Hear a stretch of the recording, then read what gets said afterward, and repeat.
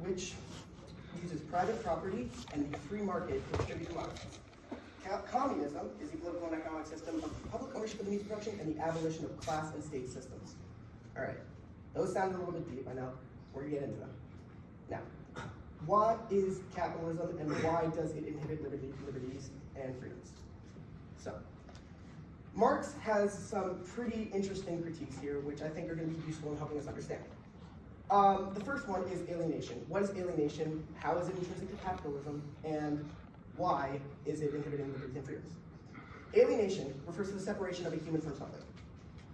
Marx describes 4 types of alienation in his work. We're going to be discussing 3 of them.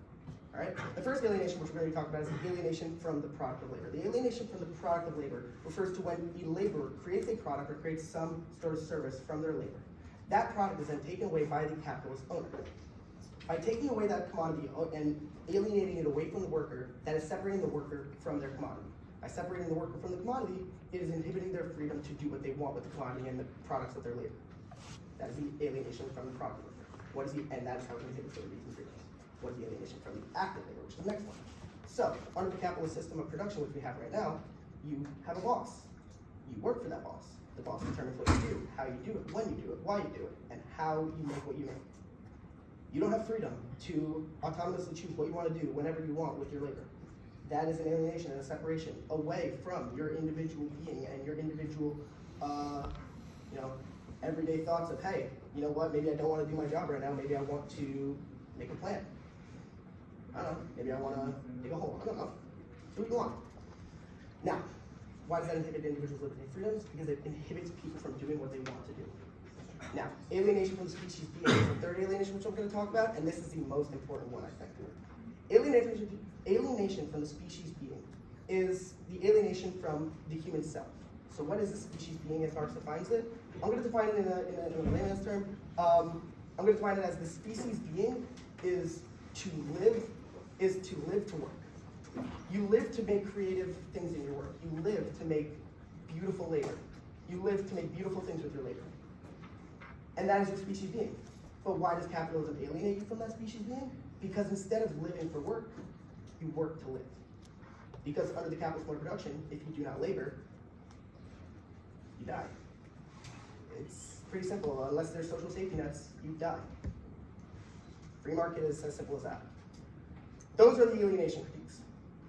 Now let's move into the exploitation critiques.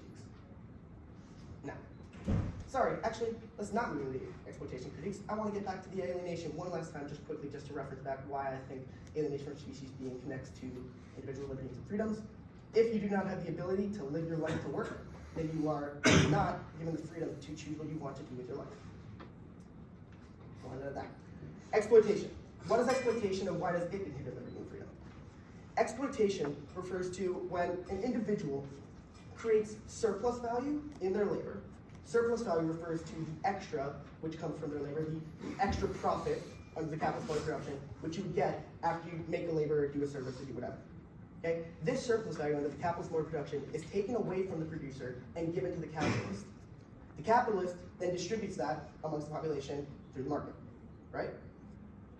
The problem with this is this separates, right, again, alienates, exploitates the surplus value away from the laborer and gives it to the capitalist.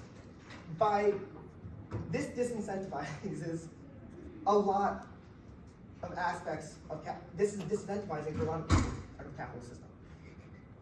Now, these were the 2 critiques which would explain why capitalism is inherently oppressive from a laborer's perspective. But capitalism is also inherently oppressive from a consumer perspective. From a consumer perspective, how is capitalism inherently limiting individual liberties and freedoms? It would seem that under the capitalist mode of production, you have the freedom to buy and sell whatever you want, and you have the freedom to be a consumer not when you want to, and not be a consumer when you don't want to. That's simply not true. Under the capitalist mode of production, you are forced to consume. Without consumption, there is no existence. And because consumption under capitalism is predicated on the exploitation of the workers, there cannot be ethical consumption. So, we cannot have ethical consumption, right? And we have to consume. So we're forced to ethically, non-ethically consume. So where does that leave us? Well, it leaves us with kind of a fundamental paradox. You know, It's difficult, but gets the job done, right? Capitalism is bad, but gets the job done. Enough people are making it. No, there's people who are in poverty. It is an intrinsic aspect of capitalism that some people have to fail. Nobody can now make it at the top. We do not have the ability to support infinite millionaires. And because you would probably need to be at least semi-close to a millionaire to have free purchasing power in the capitalist environment and purchase anything in the capitalist environment, which would be true freedom. True freedom would be the ability to purchase anything, right? I have the freedom to purchase a boat. Well, a boat costs $20 million. So do I really have the freedom to purchase a boat? Or is it limited to me? Is it limited because of my class stance? Is it limited because of my economic standing? Yes. So the commodification of objects and the creation of paywalls behind which things must be broken to be found, it makes a class divide of freedom, where the upper class experiences freedom and the lower class doesn't. The lower class, which does not have access to bypass these paywalls, behind which all commodities live, and are thus limited to only the commodities which their purchasing power is. Now, this is one aspect of how capitalism is intrinsically inhibiting liberty and freedom from a consumer perspective. There's a second aspect, actually. What is that second aspect? Well, that second aspect is that consumers are humans, right? We are all humans. We consume, right? There should be a humanistic aspect then, right? Shouldn't only humans be participating in markets where there's only human moral values in that market? I don't know. I think so. I think a moral market sounds right. A market where non-moral acts are prevented and non-moral acts are disencouraged. Sounds pretty nice, but it's not under the free market that we have today. Because we see some commodities are bought and sold and supplied and demanded, regardless of their moral consequence. I yield the rest of my time.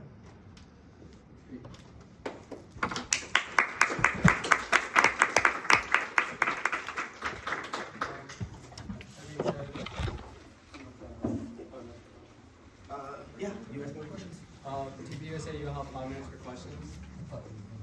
You do the 5 minutes.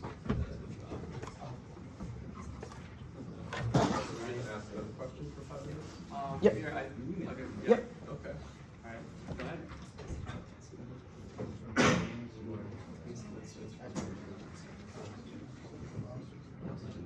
You ask them questions, and then the audience will have a chance afterwards. Okay. So one of my questions first is going to be, as far as the alienation of product, is product taken, or is it given equal value for the product? Is the laborer, as the laborer given equal value to the product? Willfully. I'm not supposed to give the answer now. That's for rebuttals. That's for rebuttals. Just ask Oh, you're questions. asking a question? No, you just. Yeah, you keep going. Okay, so the next question I would have is alienation from the act of labor. Willful employment is something that does exist. Nobody's forcing you to make a computer or make a beat. You know, it's you're doing it because you are receiving payment for it. You're receiving value in return for a product that somebody else wants. Let's see. Specialization is also important. You can't just decide, okay, well, I want to do this. I want to go be a bear pelt producer one day, and then decide, okay, well, now I'm going to go make MacBooks. Specialization is something that tames markets into saying, okay, this person is good at doing this thing. They can extract value from other people, and they can get, or they can give back to their society by producing this thing that somebody else can't produce, essentially. You got me there? Yeah. Okay. I only have a couple questions. My first one was a little bit more philosophical in nature, which is, you mentioned that in communism you get to live to work, but under capitalism you work to live. So with that statement being that statement standing, so that means in a communist society it's okay to live and not work. You think that's an acceptable thing, to provide zero value to your fellow brothers and just live and not work? Because working to live would imply you have to work, and I just food for thought. The other question I had was about you guys talk a lot of communist values have to do with morality, and you brought up a couple of things such as having a moral market. In a moral market, do you think it's acceptable to have a moral market that allows for the creation of millionaires, people that have excess wealth? Is that immoral to have in a market? It's just something I wanted to ask. Probably the last thing I would have to ask is, you said that the class structure is sort of like the main way that we determine who gets and who doesn't. But I would argue, I would say that class structure isn't, or class isn't exactly the focus. Class mobility, the ability to move from lower class to upper class, should be the focus of whether or not your economic model sustains liberty and freedom. So, Let's both. I'd like to know if you have a comment on that. So, my is that all? Right? Yeah. Let's- My apologies. let's So both the way it's answer going to work, first. I should clarify this a little better. After this question from TPUSA, you guys are going to go into your intro.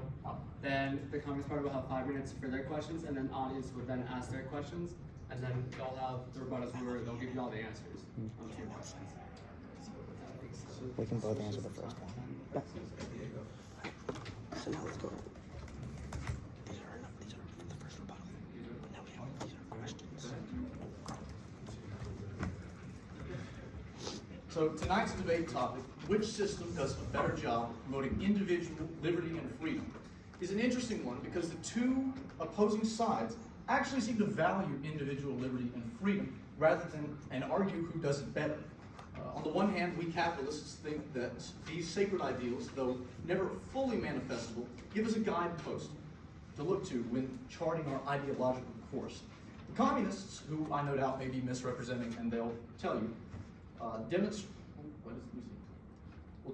believe that individual liberty and freedom are not simply ideals to look to, but an achievable solution to all of life's woes. And to get there, we simply need to abolish all material rights and institute a total takeover of the means of production, and so that a heavily centralized government can eventually disband and leave the people to live in absolute harmony without enforcement. Well, as much as I like the idea of total harmony, I think it's been well demonstrated throughout the course of human history and within human reactions even today, that humans are driven, not chiefly, but heavily, by self-interest. And when you have any group of people, there will always be a conflict of self-interest. What amazes me is that communists, so far as I can tell, do not disagree that this occurs, but instead disagree that it's a fact of human nature and behavior, and that it can be simply circumvented and changed completely. Hence the justification that pure individualism is actually just collectivism in philosophic disguise.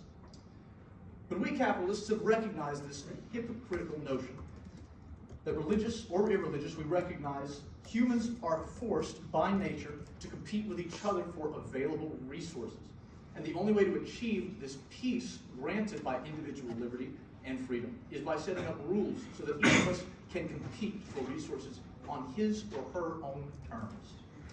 And for those who may not be able to compete so well for their own needs, we encourage voluntary human compassion and acts to flourish in society.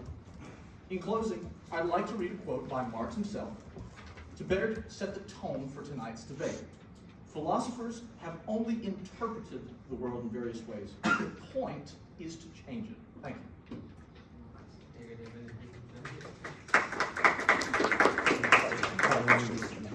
We can ask them if That being said, have Mayor, they said anything about centralized government. Well, no, we're just going to ask questions based off that.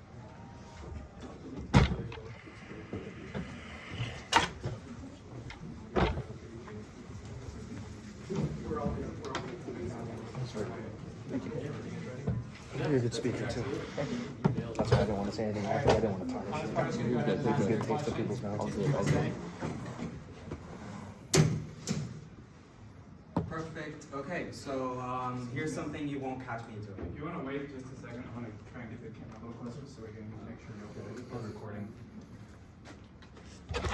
Sorry about that. 5 seconds.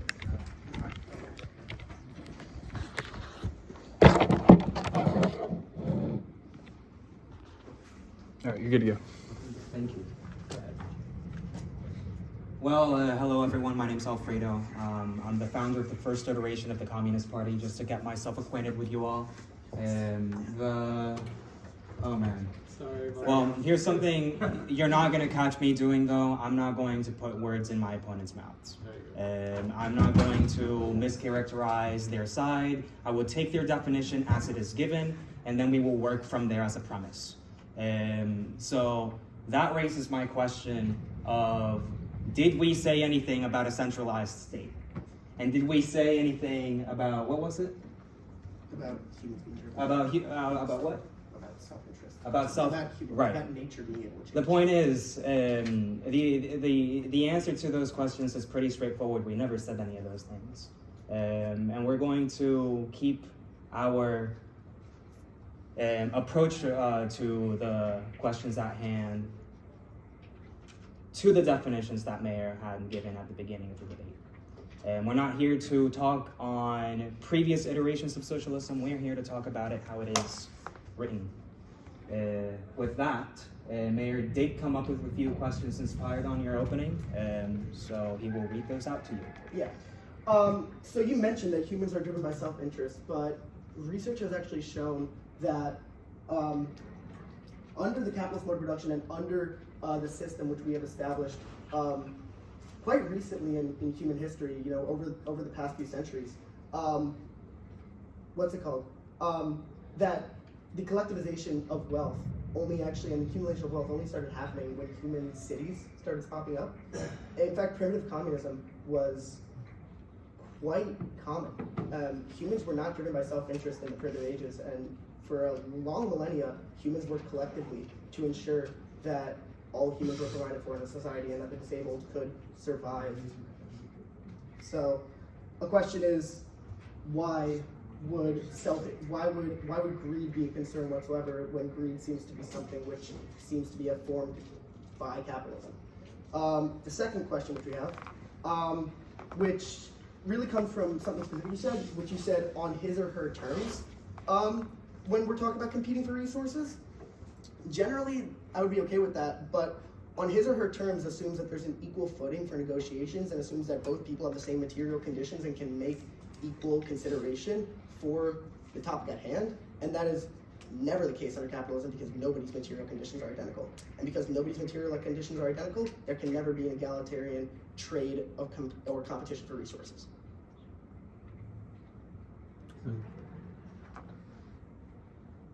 So, no, I actually have the question. So,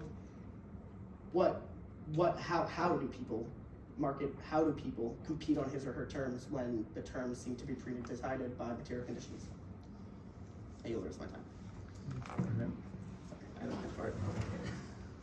With that being said, the audience is now going to have 5 minutes to ask questions either to the Congress Party or TPUSA, and then they will follow up with a rebuttal. You guys, just come over here. You guys can sit there. Stay here. Oh. Yeah. We're just listening to questions for a little bit. All right. We'll have 5 minutes for that. Can we pick them out? Yeah, you can actually pick them up. So, you're going to start the time? Yeah, my bad. So, I'm self-representing as the campus coordinator for Turning Point USA, UF chapter. And my question is in regards to, I'm sorry, my apologies, I do not remember the exact term that you referenced it to as, but you can say that, yes, you did reference that there was a point at which you said there was a term where humans are free and inherently free when they do what they want. Do you remember saying that? I wanted to say that because you said that they didn't say something. And before we get started, do you know what I'm talking about? You said that if somebody wants to be more free, they can stop, not go to work today, and make a plant, for example. That was your example that you gave? Yeah. So you remember that? So inherently, now that you know what I'm talking about, inherently, in a communist society, that is just simply not true. Or even in a socialist society, that is simply not true. Because more or less, when you have the state controlling people and telling them what they have to do, you generally don't get to choose what job you're doing unless you're in the top 1% of pay grade and you have, Russian oligarchs that are leading you in your way or whatever, it doesn't matter, in whatever example you want to use. For the most part, I can even reference something that's in popular culture, as they say, dig the hole. They tell you to dig the hole, and you have to dig the hole or they shoot you. So inherently, you can't be free in a society like that. Is there a question?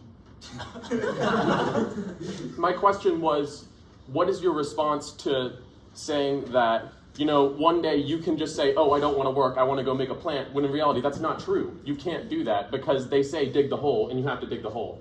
Who's saying to dig the hole for clarity? Who's saying? The centralized government, We that don't is, believe in that, all right, then the people who tells everybody, somebody has to organize this. When the people take control of the means of production, are you saying that the Tooth Fairy is going to control it? Who's controlling Let me it? do this. Have you ever heard of worker syndicates? Worker syndicates? Are you saying that individually a workers' community can control who has the means of production? Individual worker syndicates control the labor which they do. Okay. So if you don't want to work that day, what happens? You need somebody to fill that position. No, you don't. So we're just not making boots today. We're not running the factory today because you didn't want to work. Time for further questions? All right. No boots today. We're just going to shut down the factory because you don't want to work. 5 minutes for the rebuttal, and they can get back on that topic. Like, what do you do with free religion? Yep. Alon, what's up? Like, what do you do if somebody doesn't want to work? Okay, what's up? So I want to hear your opinions on stakeholder capitalism. This is the system. Sorry, what? Stakeholder capitalism. This is the system being pushed by the global elite and their public policy arm, the World Economic Forum, whose leader is Klaus Schwab. Basically, a system where the global elite and mega corporations have all the wealth and the systems and get to make all the decisions for society. They brag that they've penetrated our cabinets. Quote: "They penetrate our cabinets and control our governments," and that democratic institutions are outdated, and that this elitist group gets to make all the decisions for society. And then meanwhile, the rest of us, basically, they say you will own nothing, you'll have nothing. Basically, you live in a communist slave state, and you have to rent everything. You have the whims of these people. So I don't know if you've heard of that, but I've actually never heard of this before. What's this? What is it? Where's it from? What is all this? you should research the World Economic Forum and stakeholder capitalism. Okay, thank you. You mentioned something about alienation, like alienation from the worker from its the labor from its labor or product. From the active labor and the profit labor. Right. Why do you think that the labor has an intrinsic desire to keep that labor? Like, for example, a barber. Why would he cut hair? Does he want the hair? They don't want to keep the hair, right? When we're talking, obviously there has to be a distinction between services and commodities. Commodity production and service production are different things, they're different types of labor. But intrinsically with commodity production, the person shouldn't be free to keep it, but the person should be free to decide what gets done with it, instead of giving it to the capitalist. Like the managerial, like the boss. That person should be able to decide what gets done with it. Yeah. I actually had a question in response to one of your answers to my point's question. How does the existence of primitive, effectively communist societies falsify the notion of self-interest? Well, it falsifies the notion that humans are intrinsically greedy, because under these societies there would have been motivation for greed. Well, is self-interest equal to greed? Could you repeat the question? Yes. You guys brought up a point with regards to self-interest. I believe it's tangentially related to self-interest, but it's always by turning point. And you mentioned something about primitive communist societies. What I think you mean is like tribal, pre-Paleolithic, Neolithic, etc. There. How does the existence of those necessarily falsify the notion of human self-interest being? And I forget what the point is that you guys brought up. Well, the point of what they brought up is that human self-interest leads to greed. Is that what Turning Point was posing? Yeah. I'll give you guys like another 20 seconds to respond, and then we'll have to move on. Yeah, maybe I misunderstood them. I didn't think they were making that point. I'm sorry. Okay, you're chilling. Alright, so Alright. we're on rebuttals? With that being said, yeah, you'll have 2 times for rebuttal. I think we'll start with the Communist Party first. TPUSA, Communist Party, and then TPUSA again.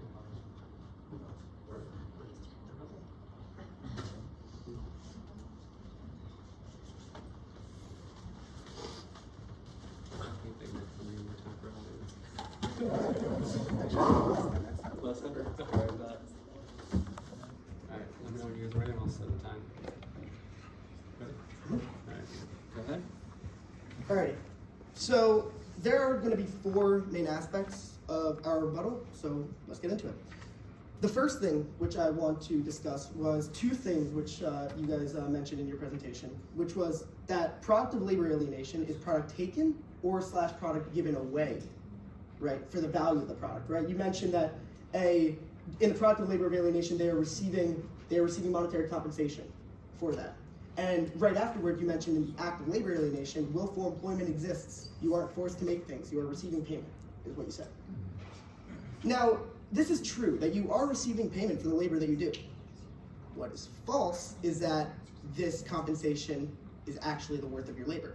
It is the assumed worth of your labor. The assumed worth of your labor prior being decided based on your contract with your employee. And because it is pre-decided, the actual current condition for your labor and the actual value of your labor is false. So you are not getting compensated correctly for the labor that you do because there is no real-time update on your salary. That just doesn't exist. All right.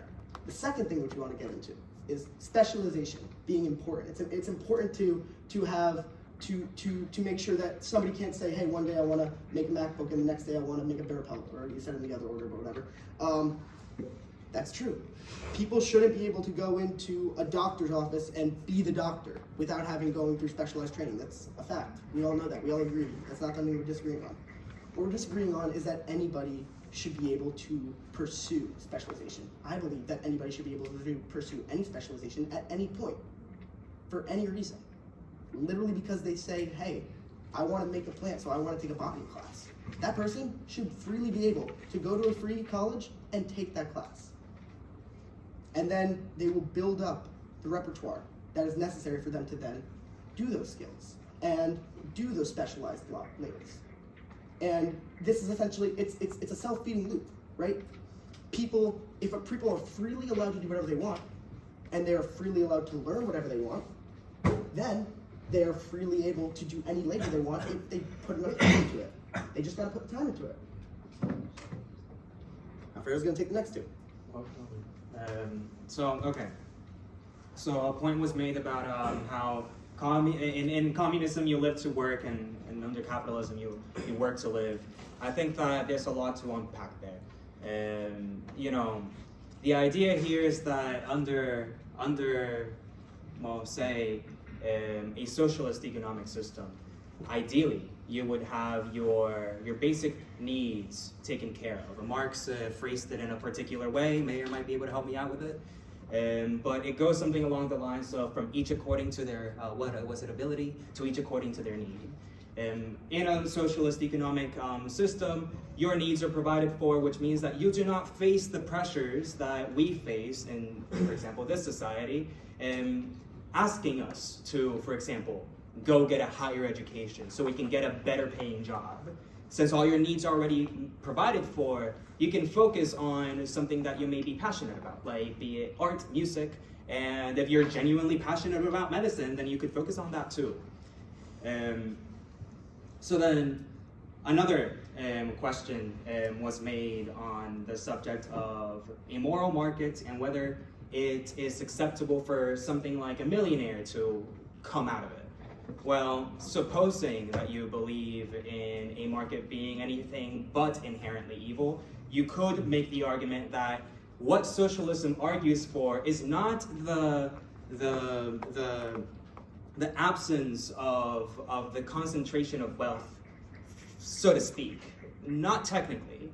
What we're concerned with is the ethical production of that wealth.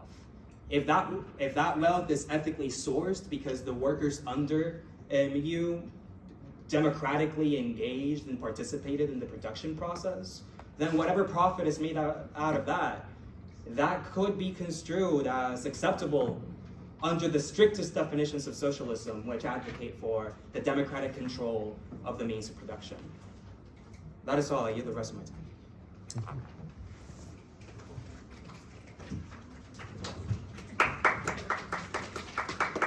TPUSA.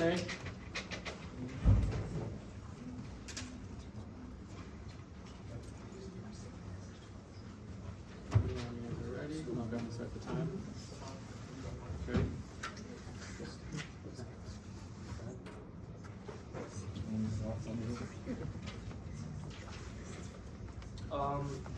The first thing I would want to address that you mentioned was equal footing, because I thought the way you said it was true. However, it raises this question that I have with communist and socialistic ideas in general. A lot of the ideals you guys are talking about in theory sound good, and there's things that I morally can't really go against. I can't say in honesty that I would be against a society where everybody has everything provided for, where we could pursue our passions, because that sounds wonderful. That's not something I'm against. Forgive me, but I'm going to give you an example. You mentioned equal footing and how we should strive for a society that has equal footing, and that in our capitalist society that's not a thing. So it's not fair to say we all compete for this to make a product we want, because we're not all in the same situation. Some of us have advantages, some of us are in more difficult situations. If you're trying to achieve something that is unachievable, that is a problem. The example I'll give, again, forgive me if it's a tangent, COVID. Terrible pandemic, we had to make radical changes in our society to address this problem. And then we came to this point where like, well, we gotta eradicate COVID. But then as our information on this pathogen increased, we realized, well, COVID's not going away. It's gonna be an endemic virus that's going to continue to exist. Perhaps we should change our approach from eradication of this to management, and how do we live in a society where this is properly handled. But if you were to tell me, no, we need to continue and pursue something such as the eradication of COVID, but that's not something we can do. When we're talking about equal footing, we're always going to have inequality in society. There's always going to be inequality in the world. There's never going to be a perfect system where I can compete, you can compete, we have the same idea, and we're in the same exact situation, we have the same exact chances. What Landry mentioned, what's the more important thing we should be pursuing as a society, is social mobility. The ability to move up, and just because we may not have the same situation, we both have a playing field where we both can, compete. Just because Landry may have had a head start doesn't mean I can't also get into the race. Another thing I wanted to talk about, maybe you can address this better, I'll go be fast, is you mentioned primitive collective interest. I don't think that is a fair statement, because the self-interest of times before society vastly different than the society we have today. We've evolved as a society, our intelligence level has increased, our sophistication has increased, our needs as a society have generally somewhat shifted. We're no longer on the verge of death at every moment. We don't have to have a tribalistic, collectivistic society out of necessity. We have the opportunity to create different systems such as capitalism, which may better utilize our needs and talents. So I'll just go off of what he was just talking about. I agree with that, obviously, as I put it in my intro, but the thing is, whenever you say that it was in prehistoric times that you had sort of this tribal structure where everybody cared for themselves, that's true, but also in the tribal structure, you knew everybody there. It was essentially a giant family, which is fair. Families can essentially do a very small version of communism, if you want to call it that. But the problem is that self-interest is absolutely rooted in our neurobiology. For example, a human, a 2014 study by researchers at Georgia State University, what did they do here? Their brain and behavior program, they found that the study helped the researchers gain new insights into the functional role of the dorsal and prefrontal cortex related networks of the brain regions for advantageous equity and protest. What essentially that means is that rooted into our neural structures are the need to possess our own property, the need to work for our own self-interest, essentially. And not only that, it's also got a foundation in evolutionary biology, if you believe that sort of thing. If not, go to the Bible. But let's see. Another thing you mentioned was you put time into the labor. Yeah, you put time into what you're growing. And as far as, let's see. Yeah, are you advocating for capitalism whenever you say you put time into what you want to? I think that's what you're saying. I'll move on from now. It's not a good one. Okay, you said under capitalism your needs are provided. The question then is who provides the needs if laborers are not relegated in some sense to diversify by skill and produce based on their specialization, right? So the question there is who's giving you the things that you need in order to live and survive and prosper how you would like to. The thing is, with capitalism, people are willing to give up money, which is a store of value. They're able to attribute a certain value to something and say, I will give you this or that. It's just a simple trade. So it works under capitalism because you're not necessarily giving away something that, there it is. Never mind. You have a chance to go down. This part of y'all, are you using your strength to substitute or no? Your next one. It's up to you guys. I just want to know before the next one. Do you guys just want to have us for cross-ex? Should we just like set us like 4 chairs up here and we'll just talk? Yeah, sure, why not? We can do that. I can switch out with Corey. Did you guys, just so let's get out the party now. What's happening? You guys go. Do one more.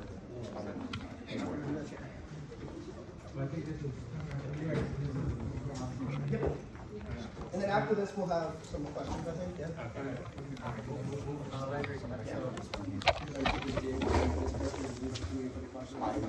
Not sure.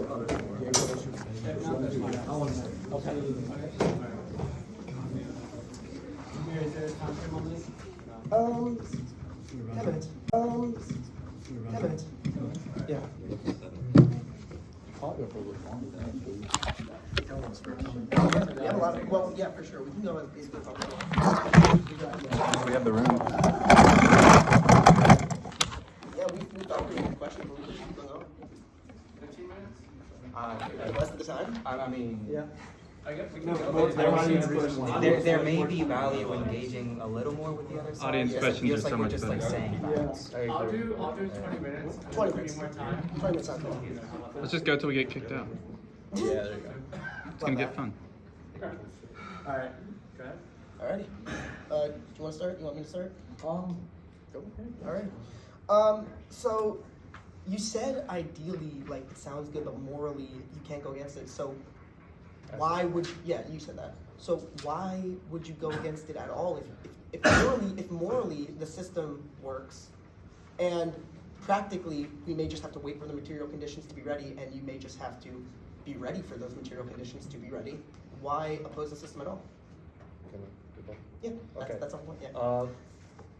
When you say wait for the material conditions to occur, I see it differently. I don't see it as wait for the material conditions to occur. I don't think it's feasible. In general, we could wait 1,000 years. You mentioned, what was it, a syndicate of work? Syndicate. He raised a valid point that I didn't really consider. That sounds like it would work on a small scale. I don't see how it would make sense logically on a large scale, on the scale of a nation. How could you have workers, because in communism you guys are valuing the workers have the right, the workers decide, like he was saying, to dig the hole. If that's the case, then what's the point of hierarchies? What's the point of leadership? You're assuming that everyone is equally qualified and that in large-scale operations, everyone can come to the right conclusion every time of what needs to be done. That's simply not possible. The reason there are hierarchies, the reason there are people that lead other people is that some people are talented at working and some people are talented at managing other people's work. The unique skill of managing a business and operation, making the decisions, having the forethought and the vision to properly manage the business in the market, to move it in the right direction, to innovate, all these things, you would fully expect a group of workers to somehow do the same thing that a visionary would do. If that's the case, then we would all be entrepreneur millionaires. We would all be the founders of our own Fortune 500 companies because we all have that talent within us, but that's not the case. That's a good point, which is why the workers select someone who is qualified, in the same way that we elect more qualified politicians.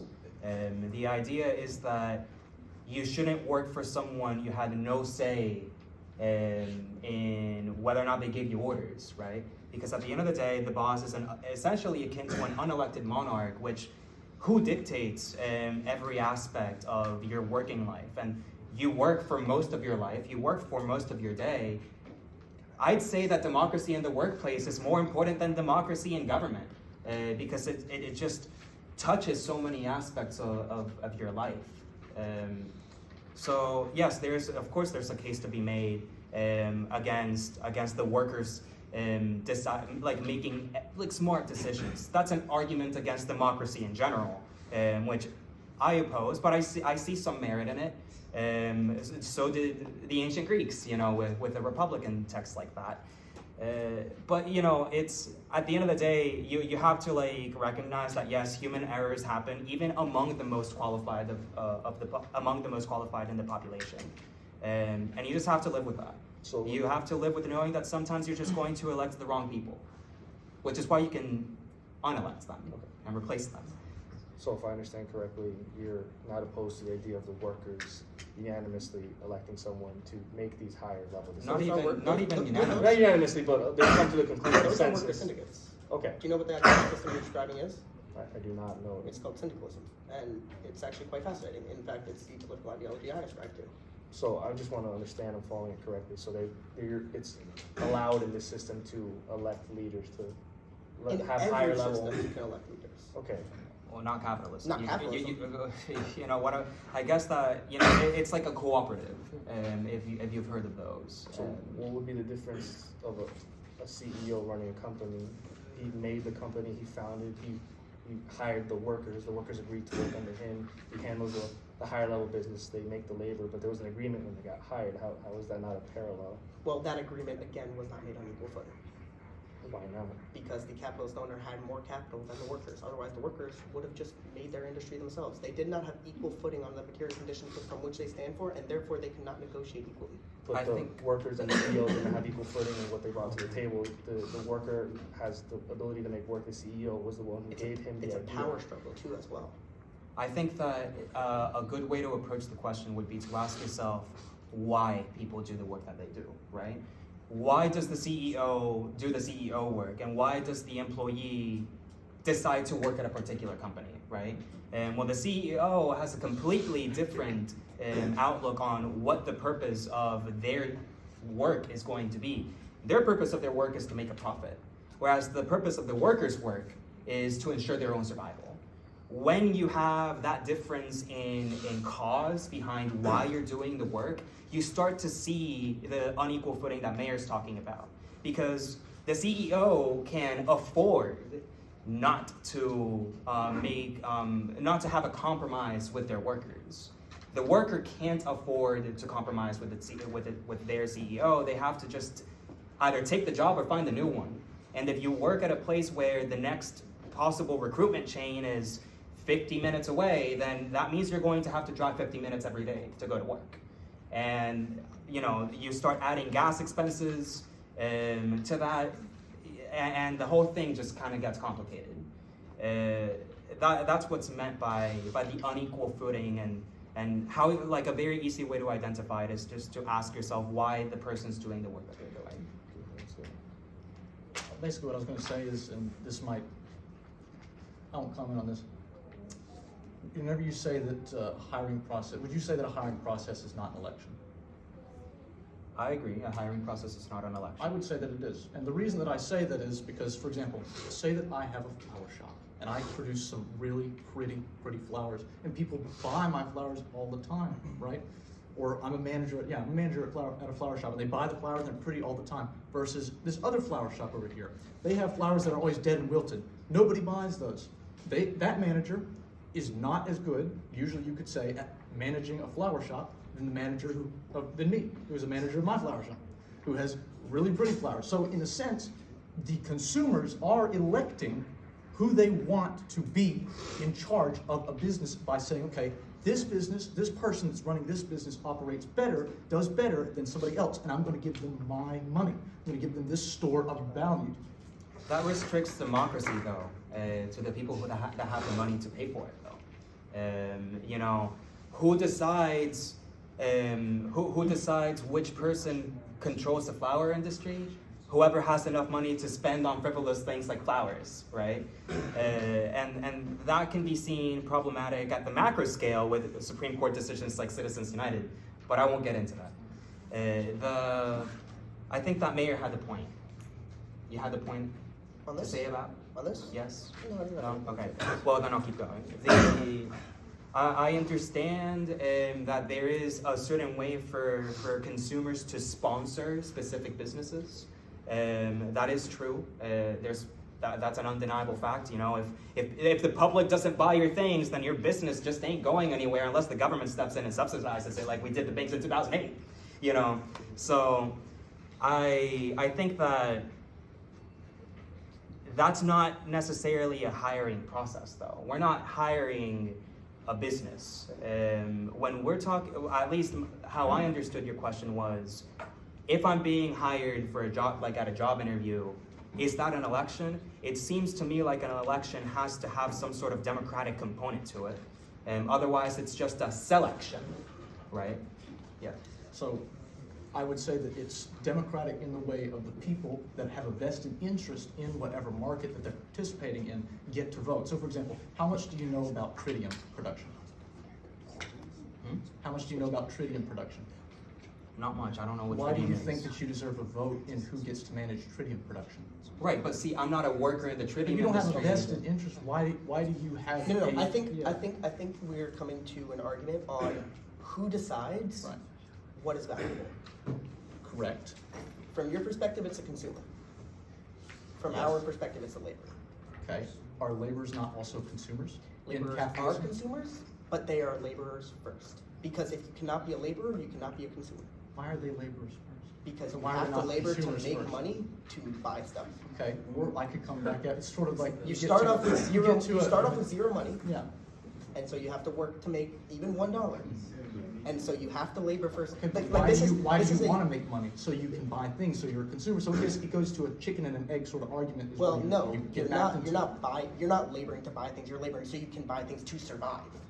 Okay, but you have to survive, so therefore you want to consume. So then But you have to therefore you labor have to to buy labor. things. So it's a cyclical Chicken, thing, right? chicken It's and chicken and egg. It's- yeah, this Which is so- why we say abolish money. Which is why I say they're both laborers and consumers. Neither of them are first. They're both laborers and consumers. So you need a system in order to regulate both consumption and production in a way that is maximally effective for the entirety of your society. That's what Mayor was talking about when he said that under capitalism you have to work to live. correct. So Okay, here's a question then.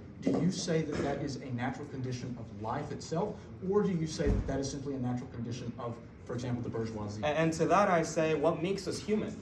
You know, we're almost gods on this earth. We can control the temperature through AC units. If we can conquer nature, even if we fall into this is just merely the way things work naturally, the fact that we are human, we invented the wheel. Why can't we invent a system that provides for everyone without having to put ourselves through the unnecessary hurdles of, some people have to be rich and some people have to be poor? Because that would go against the entirety of the natural order of the world. I would say. Why is the natural order of the world right?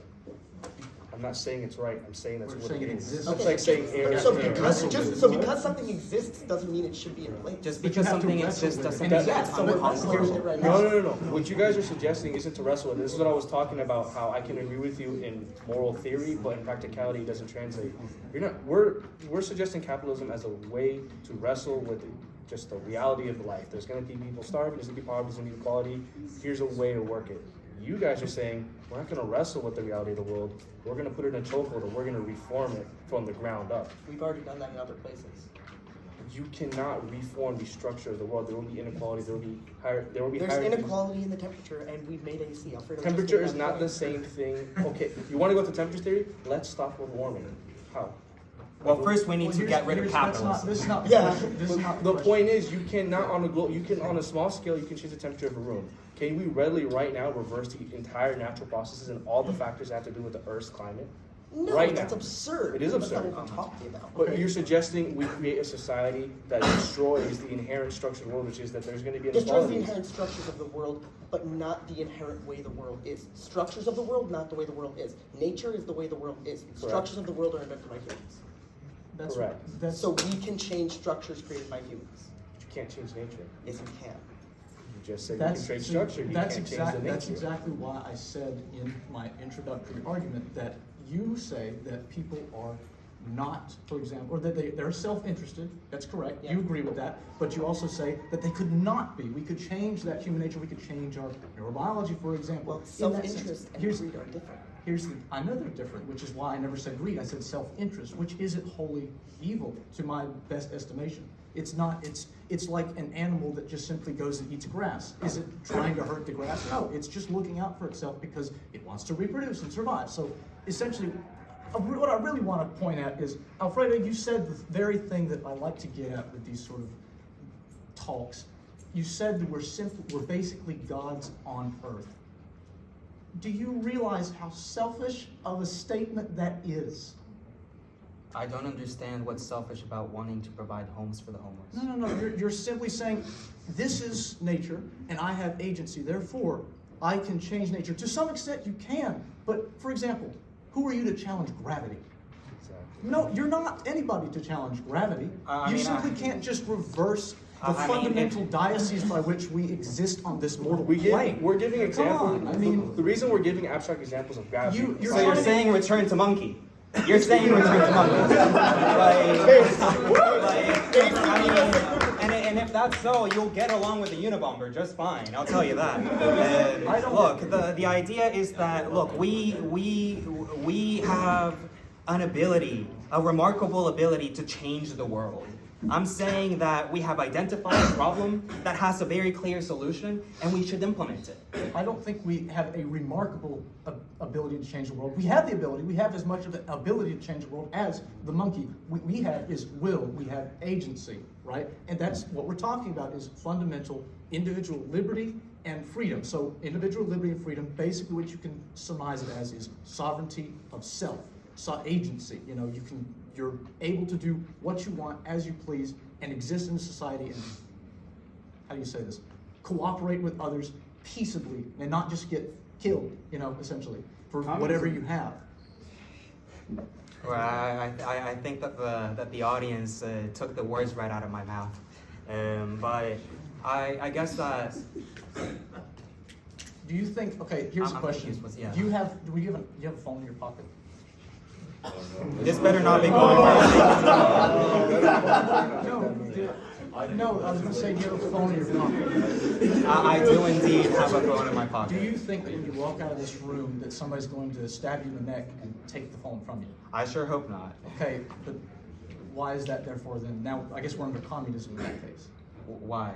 Why? Because we're living pretty peaceably right now in the present without, and we're competing for resources, no doubt, but we're not being violent. I mean, there's bombs going off in Yemen. There's wars halfway across the world. I don't think we're living peaceably right now. I would say in this room right now we are living peaceably. Yeah, but that's not enough. I agree with that it's not enough, but I don't think that it's, we're arguing right now over what we want rather than how we get to what we want. Oh, I know how we get to what we want.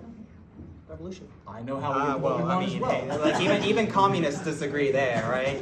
Well, I don't know how you do if you agree with Hold up, Marx. let me piggyback on that. Go ahead.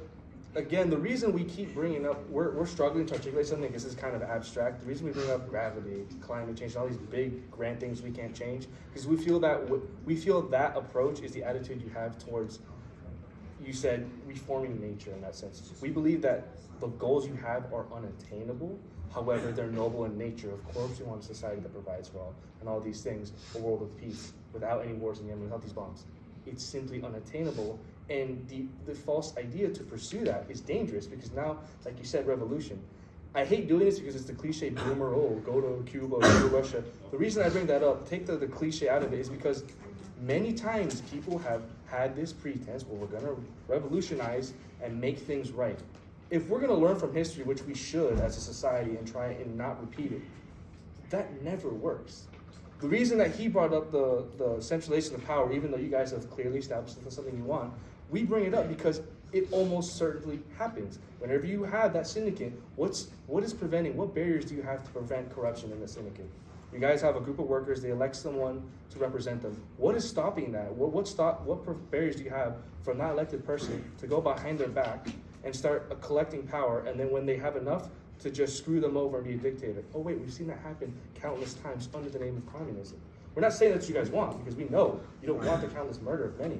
But why is it the case that it always gets there? It's almost like nature always gets us in the same spot. Or it's almost like if you take a material analysis of history, you would understand that the material conditions of every single one of those revolutions were not prompt enough to actually execute the change over to communism. What you actually do when you take a materialist analysis of history is you take events in history and you say, hey, okay, let's understand. Why did they do the things that they did, right? Let's get in their minds, try to understand them, try to think as they did, try to understand why did the Bolsheviks revolt? Why did they overthrow the Romanovs? Like, why? Romanovs? Right? Yeah, Romanovs? Yeah. Yes. I'm pretty proud of myself. Why did they do that? And the answer is because they saw a better future, they saw a brighter future, they saw a future in which people could freely, live like we've been talking about. The thing is that taking this historical approach and saying it hasn't worked before is kind of faulty because it presumes that the natural tide of history is something which is constantly changing. The natural tide of history is always changing, or rather, was always shifting. I am going to make the claim that the natural tide of history has ceased to change because we have commodified everything, and we have taken commodification and made commodification the center of our world. Now let me explain a little bit deeper what that is, because it sounds like a little big word. Commodification is this idea of having commodities and objects, services, etc., treated by market norms, treated according to the market. And these commodities, right, these laptops, watches, phones, tables, right, they are bartered and exchanged by money, and they are sold, bought, etc. And we have essentially taken commodities and made commodities central to our lives. We have fetishized commodities, as they were sad to say. We have taken commodities and we have made them almost a monolithic being, right? Commodities are just this attainable thing which everybody can have. You can get as many commodities as you want. You can be a consumer. You can consume whatever you want. You can consume a boat. You can consume a 30-course dinner. You can consume all the anime in the world you want. Like, you can literally consume whatever you want, right? And because we have taken consumption and consumerism and commodification and taken it into every aspect of our lives, we have removed the fundamental aspect of human being the center of our lives. Throughout the rest of humanity, throughout the other existence of humanity, we have had human-centered interactions, right? In primitive interactions, and even post-primitive, right? It was terrible, it was awful, but we bartered in slaves. We bartered in slaves. That's the 20 minutes. I don't know if you guys want to go into audience questions. I would love that. Audience questions. Yes, please, let's do that. I want to ask this real quick. It's not related to this. Yeah. What was I swear to God, I don't know what the phone meme was. What was that? Oh no! So a lot of people say, an argument that a lot of people use against socialists is that capitalism in your phone. Oh God! You I've have an heard this iPhone. one. Okay, never No, mind. but it's sorry. fine. I was just trying to be funny. I was going that way. No. Sorry about that. Socialism is when You guys want to take one? You guys want to take one? Okay. You guys want to take one? You guys want to Sure. Why not? Yeah, go for it. Can I reform my question? I can cram it in one good solid paragraph. Cram it in one solid sentence, and yes. All right. With a question mark at the end. Your statement of you can stop doing what you want to do A to sentence make of a less than point. 10 words. All right. And what happens when somebody says they don't want to work today? Do you just shut down the factory? And if the answer is yes, you do shut down the factory, how do you cope with that? Because that's a very, very large problem. If your factory, let's say your factory's making bandages, shuts down this problem, what do you do? Alright, So- you guys can answer, and then he's gonna answer a question next. That's my question. Well, for those of you playing the bingo card, I think that one of the options is automation. The idea is that through automation, you can eliminate the need for as many workers in a particular industry. Eventually, you should be able to overcome the need for that worker altogether. The idea being that if someone doesn't want to work to fulfill the job that needs to be fulfilled in that industry, then they shouldn't have to, because we can just get a machine to do it instead. It shouldn't be the responsibility of a sole individual to keep the entire industry stable. It should not be the responsibility of a sole individual. It should be the responsibility of the system together as a whole, working together to ensure that a system works. It shouldn't be responsibilities of sole individuals. That is wrong. That is, I would say, evil. To entrust that responsibility to one person, that is an obscene responsibility. May I add a null post? So No. What's your name?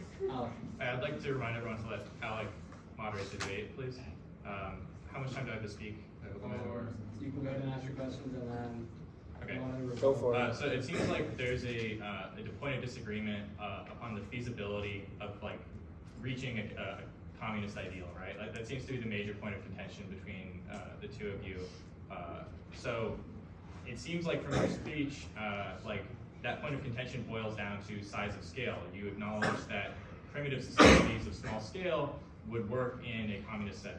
They would work as a communist unit, right? Right. And you say that that's not feasible on the current scale in which we live, which is a globalist market, right? You interact indirectly with people from across the globe daily, right? So my question is, do you believe that globalism is inevitable? Like this is like we will continue to be this way forever? And another question is, what do you think about the size of a nation, like of the unit of sovereignty? Because it seems like if there's a question of this does not work at this scale, maybe we should scale back what a unit of sovereignty is. Maybe individual syndicates can coexist, but like one large one cannot. What are your thoughts on this? So basically, the question essentially advocates for tribalism, in a sense. So essentially, what you're saying is, okay, it works for like essentially family units or even large family units. Why wouldn't it just work for? We can't just scale up with it. And the reason I say that we can is because I think the statistic is a human being can only manage and maintain only 400 human connections at any given point in time. So like right now, 400 people that you're actively talking to and are in your thinking, or what do you call it, your working memory, I guess. So you can't know everybody and have a personal connection to somebody. Because when you're in a family unit, it does work because you know everybody. You're all striving for each other's individual good because it's good for each other. But whenever you get too large, you don't have that personal connection. It doesn't work that way. That's why you see such things as crime, because you have people that want something and they don't know the person they're getting. They dehumanize them and they take them. For example, they steal or they kill. So that's the whole reason why that doesn't work. Could I add to that? Yeah, real quick. He had like 2 little questions. Go ahead. Do I get to pick?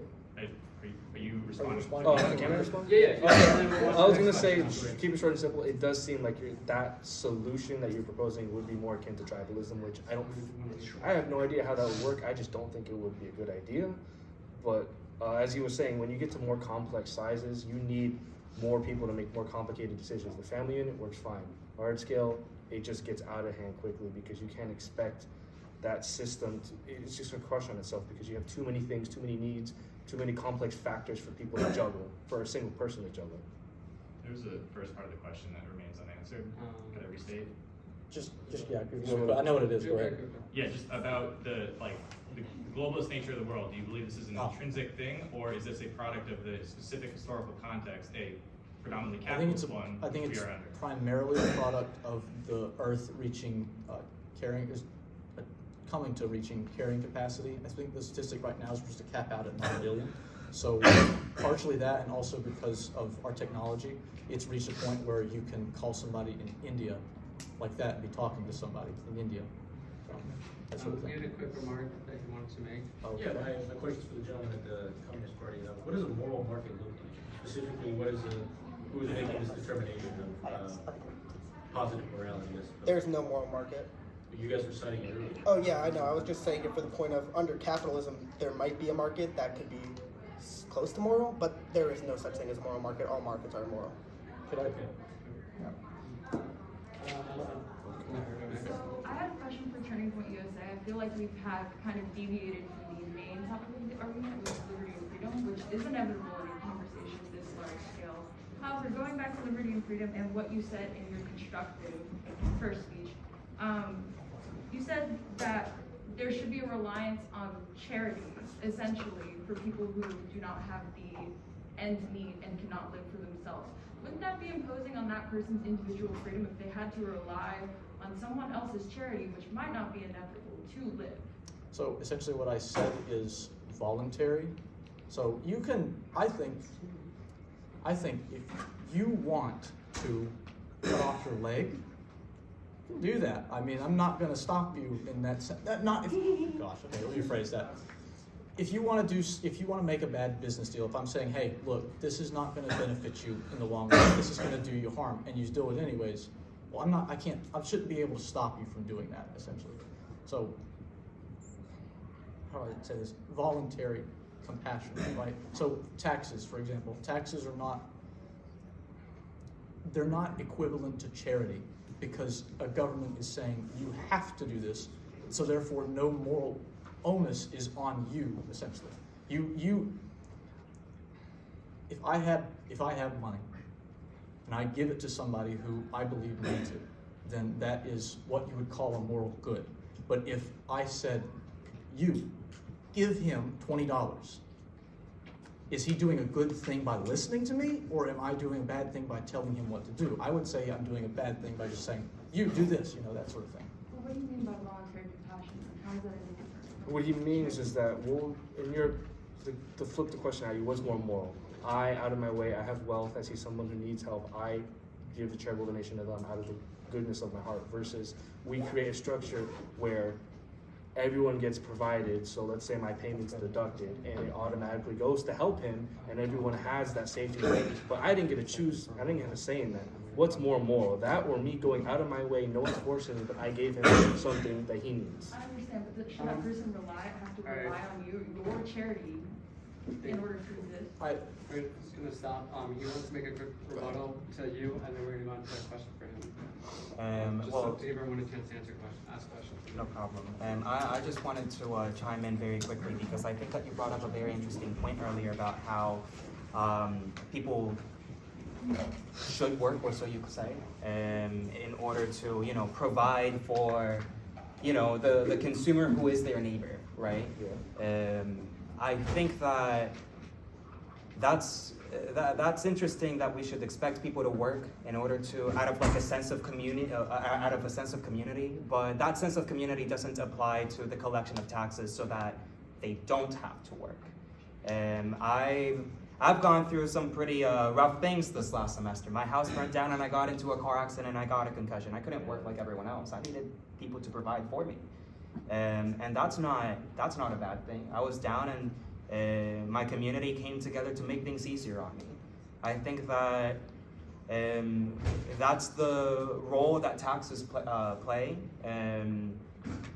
Yeah, sure, it may be involuntary in a way, but that doesn't necessarily make it a bad thing. I would disagree, because, for example, I could give you money right now, but if somebody in the audience is holding me at gunpoint and saying, you have to give it to them, that's not a good thing. That's not a whole moral good for society. Do you want a society where people are held essentially? I think it says more about the person who doesn't want to give the money up, But here's the thing, and you're not gonna like me for saying this, I think anyway. That's their right. They don't have to give of themselves if they don't want to. And go to the next question. Sorry. Go ahead. That is protected. So I had a question for the communism party. So back to your second 5-minute session, Yep. we're talking about how someone should be able to choose whether they want to be pursue art or go into the medical field if they're really passionate about it, right? Why should somebody who puts in more time and inevitably more effort into getting a medical degree and medical training get paid the same as somebody who doesn't have to take as many years to get the same specialized training? It's not that they get paid the same. It's that their wage is democratically decided, like everyone else. Communism isn't paying everyone the same thing. And who determines whether one specialization is worth as much as another? Why should the government or other entities determine rather than the market the value of one's services? I'm not sure I understand. Are you asking me? Let me rephrase the question back at you, and you can tell me if I understood it right. Are you asking me who decides the value of a service? Yes. The society does, and the society can. That's capitalism. No. The society decides the value of a service. That's not the definition of capitalism. You want me to Capitalism is the private ownership of the means of production and the free market. I think it would be great if I could finish giving my answer so that people could understand it. The reason I say that it's the society that decides the value of the service is because in the previous debate I say that the pressures of supply and demand don't disappear with the market. You still need things. You still need doctors even if healthcare is controlled by the state. You don't just stop getting sick, The thing is that that state, supposing that the state is running this economy and providing these services, is democratically elected and responsible to the people that use the services provided by that state.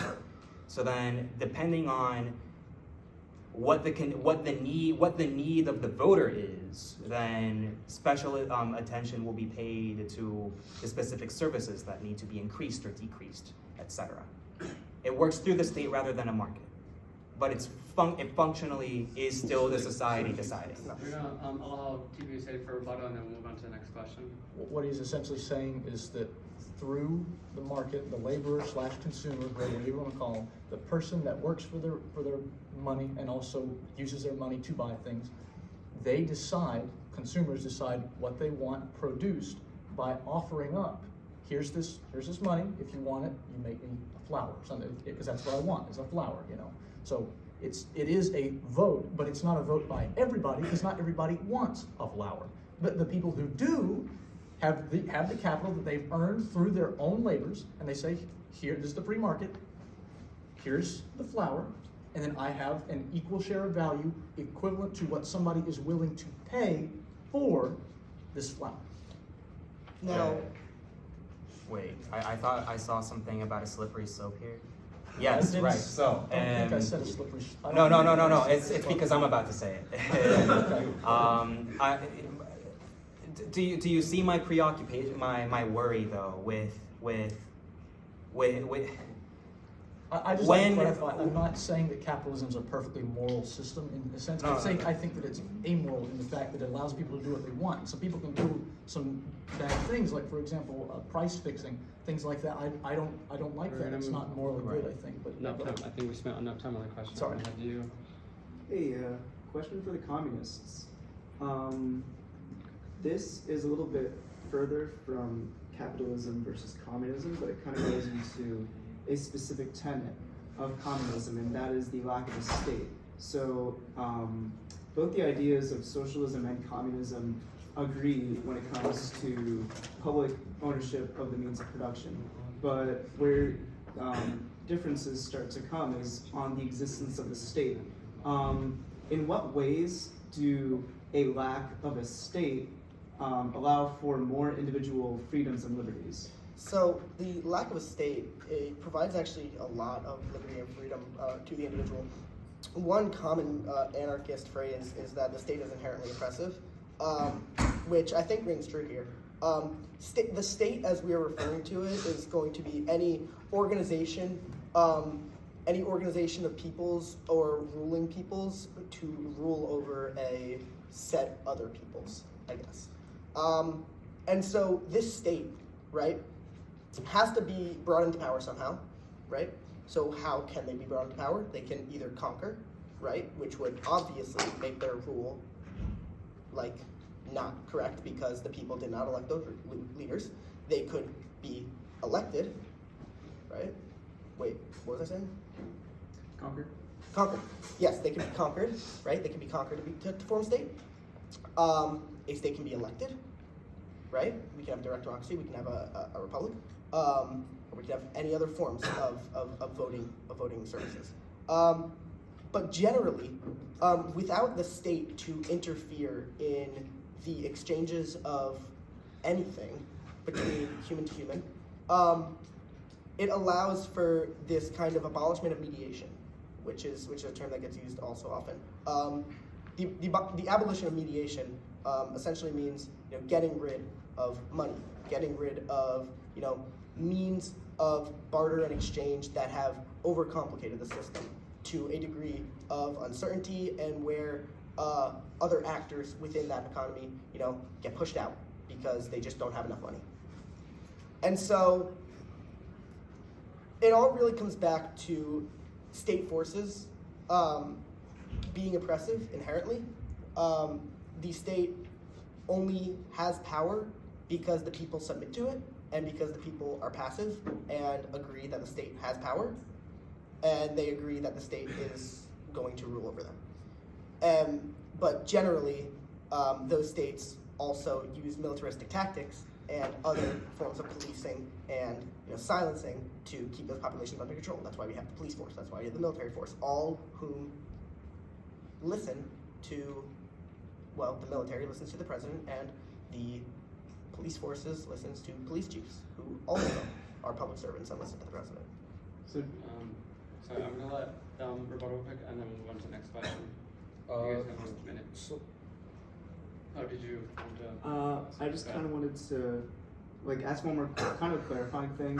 So can you give one more definition of this, can you give your definition of the state again real quick? Yeah, mine was so bad.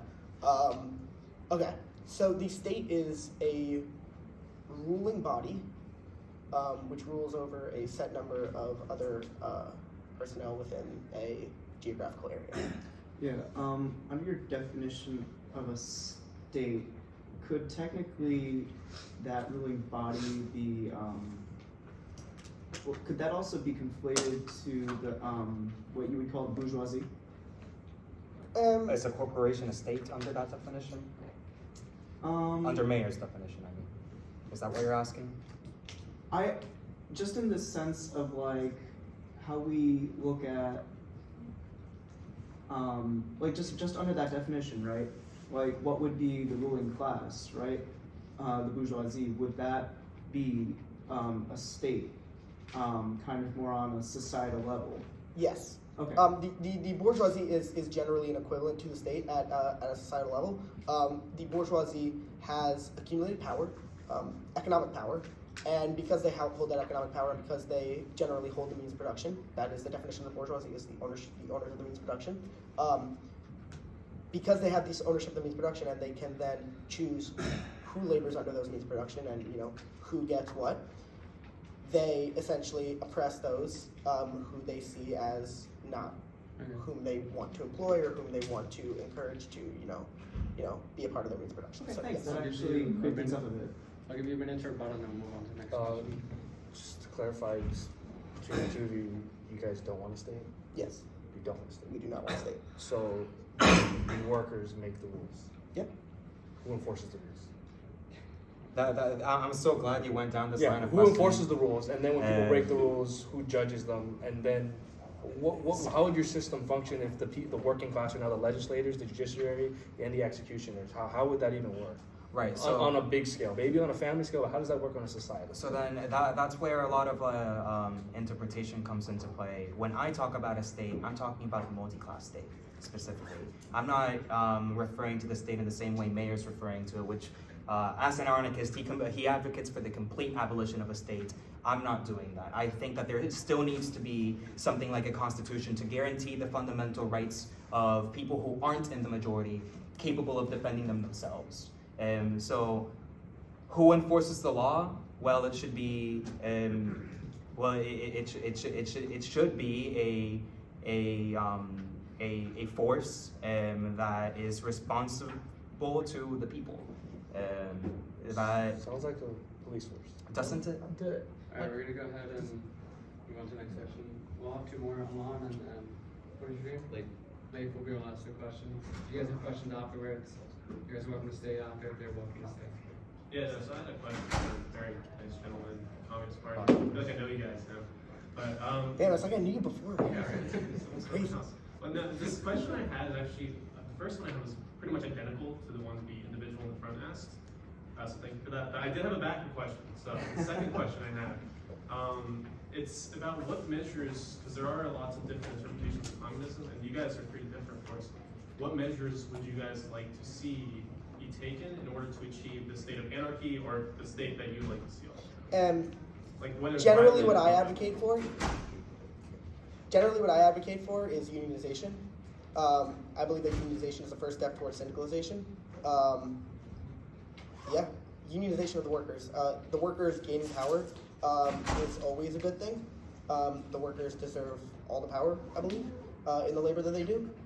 And because of this, every time I see labor movements and I try to get involved with labor movements, that is generally my purpose, is to encourage the workers to rise up and take back the power that is rightfully theirs. And would this be through violence or non-violence? So generally, unions work through nonviolence. The opposition or proposition towards violence is complicated. my opinion on it is still very new. I think and that,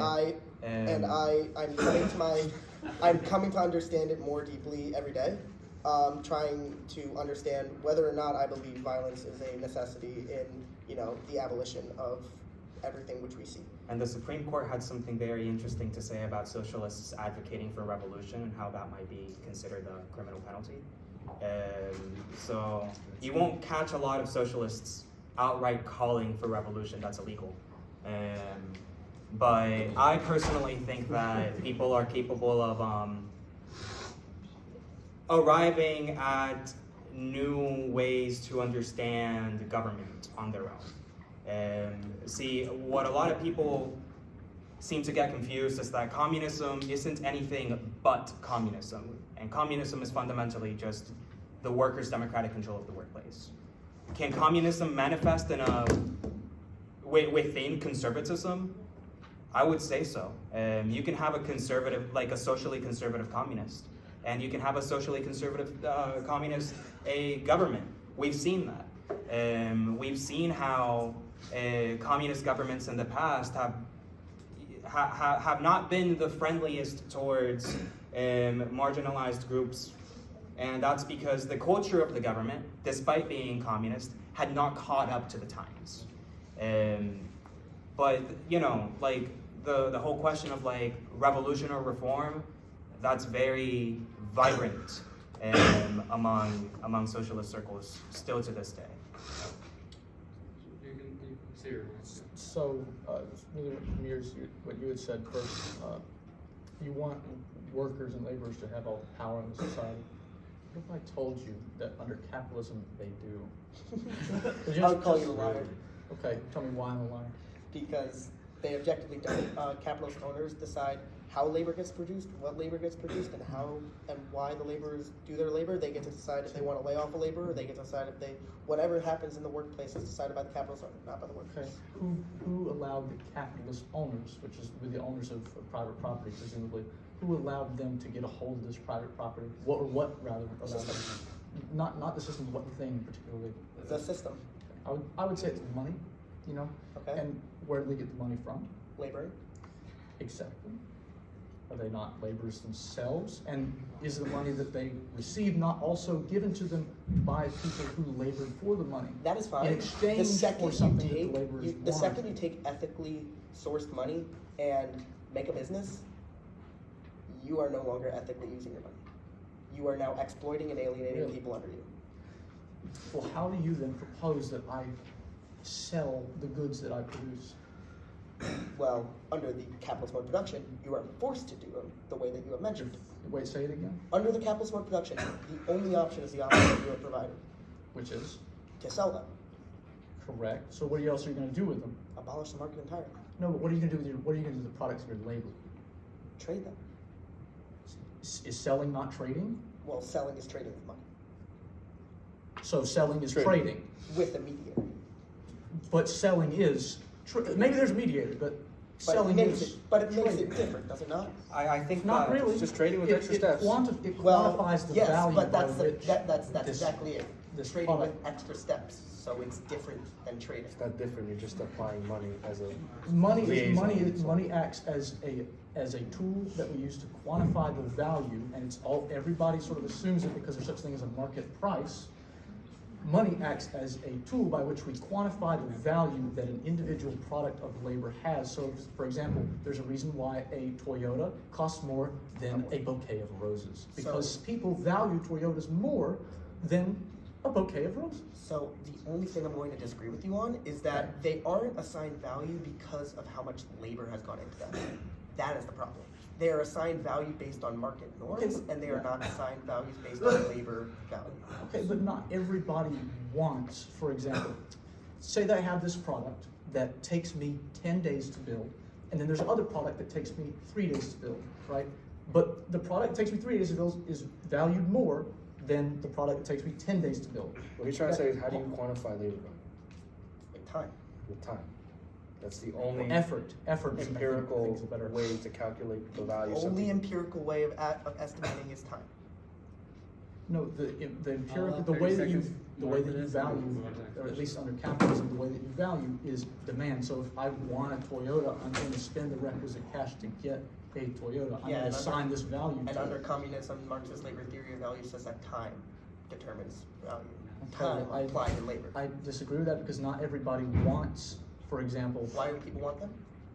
I don't, for example, want a Bugatti, but I'm sure it takes people a lot longer to make a Bugatti than a bouquet of roses for my mother, which I will buy from Publix. What's your point? Yeah, you lost me too. A bouquet of roses costs sorry. less, no. Sorry, time, Blake? I can go back on that. I think that's a slippery slope. All right. That's gonna be the last one. If you guys have questions from afterwards, you guys can say afterwards. Hello, communists. Hello, big questions.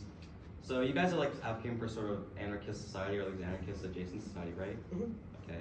So within this debate, you kind of mentioned a few things I thought were like a little suspicious, like democratically elected bosses. Like I don't entirely understand how anarchist that exactly is. It sounds like a hierarchy, in my opinion. Yeah. You also it kinda mentioned does. wages and like how there'd be unequal wages in a communist society, and also like how would there be money if there were wages? I don't get that. Yeah. Or value in a society, like why is there value at all in these like sort of commodities? It sounds like you are describing commodities with like exchange value.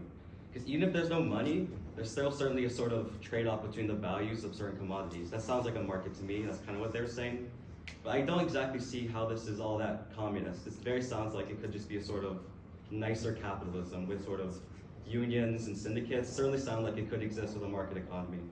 And how could those exist within a market economy? Because you haven't actually done away with the market. You've just sort of supplanted it without money. But like if you're just exchanging commodities between unions or syndicates, I don't understand that.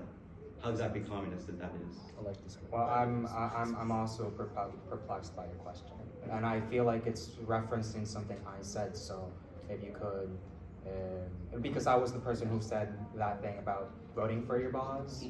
Yeah. So if you could just rephrase so that I can actually answer your question. Sorry. So why are there bosses in this society? Right. If you want to get rid of them, go ahead. All I'm saying is that You should be able to choose if you want you a boss should or be not. able to choose. And if you are able to choose whether or not you want a boss and you decide that you do, then you should be able to choose who that boss is. Because at the end of the day, I know that I don't want a random person being the one to operate on me if I needed surgery. I also know that most people, or at least I should hope, wouldn't want that to be the case either. So what do? Well, then we choose someone collectively who we understand does have the qualification to do that. So you're saying that, like you have to have some sort of power? So they don't have to have a boss, but they can choose to have one? They could, if they really wanted one, like. It's all up to them. It's up to it's up to them. What's the boss doing? They're organizing production of what? Well, whatever the workers tell the boss to do. And how are these? The workers become the boss, actually. So the boss, the use of the word boss here is really. The boss just executes what the worker wants. I mean, like, what happens if the economy goes under? Do they democratically lower the wages? Democratically lay off people? I don't exactly see how this is exactly all that democratic, and like they're still going to follow some sort of forces of something. I mean, Forces of like, what? so like, how is this exactly getting rid of the market? Well, could you define what your definition of the market is then? It's just you, like, what? How do you distribute all these goods? What's going on? Okay, well, I can give you a few ideas, right? There's no one suit solution to communism, right? But suppose, for example, you live in a neighborhood, and government, for the sake of argument, right? Suppose the government comes in. That's a good question. Suppose the government comes in, hands everyone who lives in that neighborhood a slip of paper, kind of like a shopping list of the things that they need. Well, then that would then be returned to the government. Those things would be processed by some system. The instructions would be sent to different producers, and those things would be returned to that neighborhood. You eliminate the need of a market. Yes, it's the government giving you things, but it's you telling the government what you need. So it is decentralized planning in a way. So there's planning for what people need, but there's also planning within a certain workplace and what they're creating. So yes, there's consumer cooperatives, and then there's worker cooperatives. consumer cooperatives deciding what it is that they want to consume, how much of something, or what things they want to consume, and then a workers' cooperative is, but it isn't. It sounds like a market, but it isn't. Consumer cooperatives are coming together to essentially say, yes, this is what we want, and then sending that information directly rather than just going up to a store and buying it. Because you could want something. See, markets are inaccurate measures of the wants and needs of a society because you only really register if someone wants something if they can actually go pay for it. See, if they can't pay for it, they can't show how much they want it. Because there's just there's a barrier to entry there. So you have consumer cooperatives and then you have worker cooperatives. If you have them work together, then you eliminate the need of a market. I'm gonna go ahead and stop the topic just because it's not pertaining to the debate. Turning point also, if you want to rebuttal real quick, but then I think we should. Okay. Does everyone else have any other questions before we go? Yeah, you can ask your questions if it's pertaining to. It is actually specifically about the topic of liberty. To the gentleman of Turning Point, you said that if I point a gun at you and I say you have to give someone else $20, you're acting under distress and you're not being able to use your liberty. Do you still agree with that statement? Yes. Okay, if I say that in order for you to, okay, you have to work for me, and if you do not work for me, I'm going to be taking away the way that you can continue to exist. If I'm holding you at gunpoint, I'm risking your life. If I'm saying that you can no longer eat, have a roof over your head, or have access to healthcare, I would say that that's also equivalent to a gun to your head because I'm removing the capacity for you to continue to live. So if I say that you have to do work and make money, and only then will you have the ability to continue to live because you pay for groceries and pay for transportation and pay for shelter and healthcare, like then you can live. Is that still liberty? Because I as the employer, because you have to get a job, to live. I'm saying that you have to be one of us, right? Maybe there's so-called competition, but at the end of the day, you do have to work for an employer. So, is there liberty? How is that at all different from me putting a gun to your head? Your pretenses then says, if what you're saying is true, then true liberty lies when I can get up, wake up in the morning, and not have to work, and still be able to get groceries, still be able to get health insurance, and still be able to live a prosperous life without lifting a finger, without providing a good. I can lay in my bed and I will be Gucci. That is true liberty.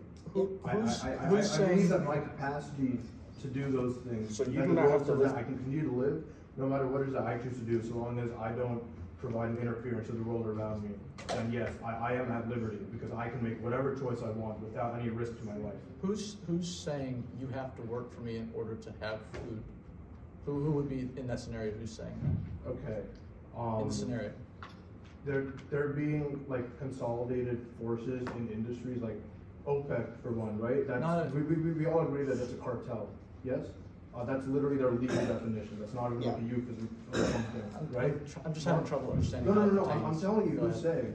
The people who say that, okay, the people, the owners of means of production who decide are like the whole price fixing thing, because that does happen, right? Or let me be more specific, right? Big pharma, them saying, okay, we're all going to get together, and there's not going to be any cheaper insulin, any cheaper other life-saving pill, right? Me, the big pharma person, is saying that you have to do all this before you die. Okay. So you're saying essentially that the entrepreneur or the person that runs the business, the person that would be in the market. Okay, when I say big pharma, I'm not one person. I'm the entire corporate. I'm just asking in your scenario, not in a worldly scenario, just the one you just proposed to me that somebody's saying you have to work for me. This X person, we'll call the person X, who's saying you have to work for me in order to live. Okay. That's the person, correct? Am I wrong in that thinking? Is that what you're saying? Okay, by me, I'm saying every employee in the world. The employee, okay. You have to work for one of us, one of the people who are employed. Can you work for a different employer? If you choose to work with an employer. You're working for me, but work for any one of us. You have to work to live. Can you? Hold on, I'm not done. Hold on one second. I know. Thank you. Do you have to eat to survive? I would say, yeah, you do have to eat to survive. Okay. How do you get food? I would get food by going to a place where How's it food is made produced? available Yeah. to me. Somebody makes it, right? We have, at this point in time, such a surplus of food that it doesn't have to be the case that, you know, someone makes it and I pay for them. We have, there can be enough food that already exists, and like Alfredo said, it can be automated such that there are few, if any, people that are actually doing that work. And I can still get my food without there having to be, you know, people laboring for it, because we can automate it. I'll just get straight to my point then. Yeah, Nobody is saying you have to work for them to survive. It is a principle that you do work to survive because it is embedded in nature. You yourself, a human, are part of this earth, just like any animal. And an animal has to put out effort and work to survive. You, as well as a human, have to put out work to survive. Maybe it's not grow your own food. Maybe it's not make your own clothes. Sometimes they are, and in some places that is how it is. But those places don't tend to be very fun places to exist. They have a word for example, for those kind of places. Usually we call them lesser developed countries, you know. And those lesser developed countries are developed less because They're developed they were less under because they don't have colonial dominion of specialization. European Yeah, countries. but no, they also that is a very racialized term. Please don't use the term developing countries. It's Why is that? white. I'm talking about economics, not people. Yeah, no, still. The Why term so? the term developing country presumes that countries that exist in an underdeveloped sense are somehow less than. No, We're talking from okay, in terms of a GDP perspective, if this country has a higher GDP than the other one, you could say, yeah, All right, this country we're is. off. We're off the rails. Mike, to answer your question, I'm me trying was to ask simple. about liberty. Well, Saying, how do I have liberty if I have No, to I got work to you. survive? My answer was simple. I disagree with you fundamentally. If you think liberty means I can do nothing and still live, I don't think that's liberty. Because if you're, like he said, you have to put some effort in order to get your food and live. If you're willing to put none and still think that person should have quote unquote liberty, I disagree completely. It's simple for me to cut throat. You don't have to work for someone. You can try and grow your own food. You can try and grow your business. Okay, then I should have land allotted to me so that I can grow my own food. I should have a sheep so that I can like make my own clothes. And I'm not allowed to make the decision for myself that I'm not gonna pay to live in this market society. I'm gonna live on my own because the market forces decided that there's not gonna be any resources allowed for me to do my own thing. I can't. So, we agree to disagree. I think you have to put in work in order to survive. You can't just You cannot do simply- yeah. nothing, provide nothing, and still expect something. You cannot live to consume and produce. Somebody It's in just- this- I'm gonna let the next person ask their question. We'll I just probably wanna- finish up on this question, but they can rebuttal real quick. Okay. Because I think he's been trying to say something. No, I'm actually just trying to sink into the fact that I'd like to say Oh, something. okay. But it's, I think that, do you have something to say? Not really. I guess that like if there's like one like thought that I have is that I feel like when you say that you have to like when your definition of freedom does not include the possibility of like getting away with not having to do anything for your own survival, that means that you have to work for someone else. And when you work for someone else, that's not freedom. When you depend on someone else for your survival, that is fundamentally unfree. Depending on yourself for survival. No, I don't think that. I'd like to say something. I don't even think that was the main crux of the debate. I think we really hit the main issue whenever you so eloquently said we're gods on earth. I fundamentally disagree with that because, you know, your sort of basic definition of God in really any culture would be a force that has its own agency that is able to make change, right? Would you disagree with that, really? Absolute, it could just do whatever. If there was a God, it was all powerful, it could do whatever it wants, correct? This is a really... Well, this is the crux of the argument. I mean, because we, Okay, I think I think this is done. I don't think we're going anywhere. Okay, outside of that point, one other thing you said earlier, you said that revolution, okay, but when there was a question of revolution, during the TPUSA, right? Yeah. Yeah, so you specifically said that in the past, revolution hasn't worked. Do you salute a Union Jack in this country? After that, That's they're not not what I finished said. with their last remarks. Do you salute a Union Jack or do you salute the Star Spangled Banner? Star Spangled Banner. Okay, so revolution does work. I was talking about communist revolutions, how Yeah, it never communist achieves the result that what they were working for. Alright, guys. I think we're done. I think it's all. I think that's over. Thank you guys so much for coming. I mean, they are actually very simple. If you have revolutions, but they, I think it's I wasn't saying revolution is bad. I'm saying communism. No, I'm saying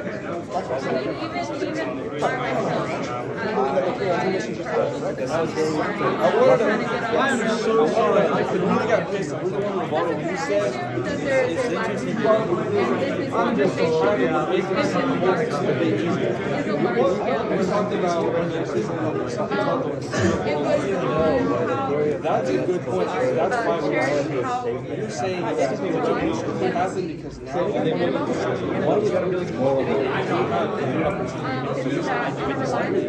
because I believe in fundamental principles that have primarily right, you said voluntary. There was a word. Voluntary. Every time there is a revolutionary, he says he's for the people.